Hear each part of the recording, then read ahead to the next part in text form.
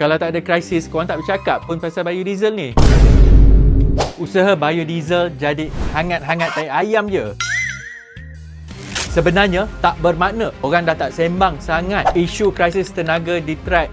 Bermakna semua dah selesai. Semalam saya telah kongsikan bahawa harga minyak setong masih melebihi 100 US dollar. Malah kalau perang dah selesai sekalipun, pemulihan bekalan minyak mentah ambil masa antara 3 hingga 12 bulan. Kerosakan infrastruktur minyak dan gas akan mengambil masa yang lebih lama untuk dipulihkan.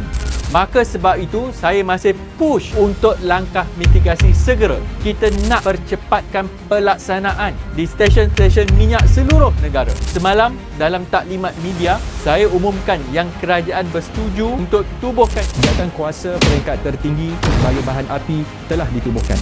Ini bagi memastikan supaya kita terus fokus terhadap langkah mitigasi segera dengan memanjangkan bekalan tenaga dan mengurangkan kebergantungan kepada import.